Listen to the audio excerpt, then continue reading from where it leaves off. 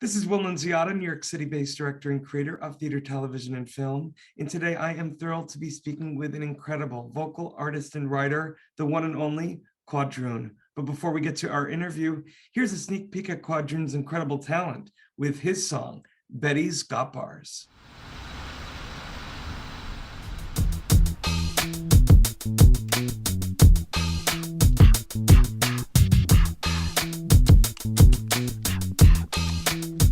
Yeah, choose bars over your head like cue cards and take you to places like QR codes. All I make is history and all it takes is victory and all the players give it to me. Swiping, no swiping. I won't let go my ego, no takebacks. Like a construction worker on the train.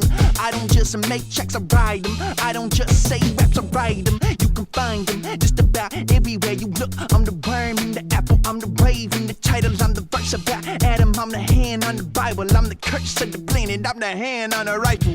Quite delightful when I'm moving on the beat. Like the movement of some feet at a dance cycle. Hand me the idol, I'm playing Indiana Jones up in here. Speaking in flows, long as Indiana rolls with a blunt and peel. Fuck your fear, go cut your beer and just move. Let your mind become the room and your body get tuned. I'm so glad you can make it out the body that boom bap. Promise you'll never forget the first time you heard. Well, hello, QUADROON. How are you? I am doing lovely. Yourself, Will? QUADROON, I'm doing so much better now that we're finally talking. Over 3 months on the books. You in Long Beach, California. Me in New York City, New York. This is what I love about this app. It's connecting artists like us from different sides of the country, even in all parts of the world in many cases. But today I want to deep dive into you and your artistry. We were talking a little bit about off camera, this whole notion of, artists having to maybe sometimes fixate or forced to label themselves. And it can be a very, very tough thing. And I'd love for you to talk about it because obviously for someone like you, QUADROON, it's hard to label what exactly you do because you do so much. Absolutely, Will. It's a phenomenal question. It's something I wrestle over often, and particularly in regards to the genre I get most typically labeled within, hip hop. Any genre seems to kind of have a moment where it stands alone if and then when it gets taken into popular culture. And at that point, there kind of becomes a pressure on the individual artist to really clarify what they mean when they say, oh, hey, I'm a rapper. Oh, hey, I'm a hip hop artist. Oh, hey, I'm a vocalist or something. And so as someone who firmly believes that we're all artists, whether or not we identify with that or not, I've tried to keep it as general as possible to kind of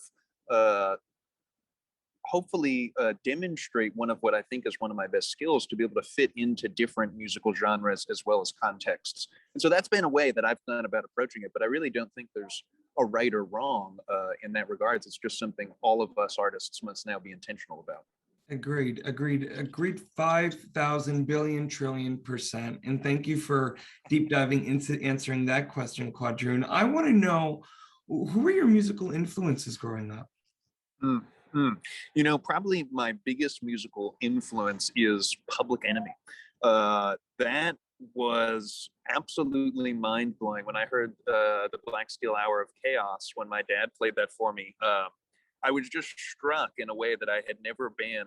Always had heard music being played in the house, wide variety of genres, from 60s psychedelic rock to 80s R&B soul to, something that's going on a little bit more modern in the alternative rock scene, but definitely hip hop. And that was the first moment where I realized, oh, I can do this. This is something that I'm encouraged in. So I give kudos to Public Enemy. I give kudos to the Roots, a lot of old school kind of like band-based hip hop. But as well as the more recent artists, some of my favorite and most inspirational are definitely Atmosphere, J. Cole, as well as, I definitely want to throw Kendrick Lamar in there. Well, I love it. And you're mentioning not only great artists, but I would even say artists that also didn't necessarily follow the tropes of, sticking to one genre. And it's kind of like it is what you're doing, QUADROON. So I can't wait for the young QUADROONs out there who are going to be able to look up to you like you have with these artists to say, hey, that dude isn't just sticking to one genre. He's being his most authentic self. And however the world wants to label it, God bless, let them, they're going to do it anyway. Absolutely. Hopefully we've given them enough words and inspiration to come up with an answer for themselves. Amen. Yes, I love that, Quadroon. Well, listen, before I get to my final question, I want to let the audience know for more on the incredible Quadroon. You can read more about him right below this video. Quadroon, this has been a tough time for all humans, but especially artists. Curious to know how you've been able to, A, keep that, creative juices, those creative juices flowing, but also B, any advice that you could give to artists out there who may feel like, you know what, I haven't done that much stuff during these past 2 years, and maybe that's okay. What advice would you give? I say what I say to myself when I often think those very thoughts, and it's realizing that life itself is art. And just by being a human being, you are participating in the process of communication of language that we refer to as expression and as artistic endeavors. And so in that regards, I really feel in terms of my artistry, particularly, there's nothing I can do that's unproductive, because every experience, every perception, every thought, every feeling that I'm having coalesces and translates directly into content that then I can later write about, express, reflect, etc. And so in that regard, I would recommend to artists that potentially have felt trapped or encased or creatively stagnant in these times to focus less on the creation of a product or some medium of expression, and rather just focus on your own life. And it was astounding how weird and tricky and puzzling and deep that examination can go. And oftentimes I feel that process itself catalyzes the very creation process as well.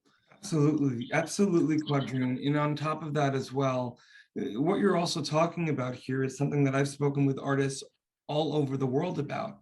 They have realized these past 2 years, now more than ever, that it's more important to focus on the journey and not the destination. Yes, absolutely. Well, listen, Absolutely. Quadroon, you're an incredible artist, an incredible guy. I'm really grateful to be connected with you now, and I'm also really excited that you're joining this amazing new social media app, FENIX360. Well, this has been a pleasure. And yes, I would just like to make a direct statement and vow of not only validity, but appreciation for FENIX for welcoming me on and enabling something like this to happen. It's truly mind-blowing still to me as we're doing this here right now. Amen. Amen. And Amen, women. thank you so much.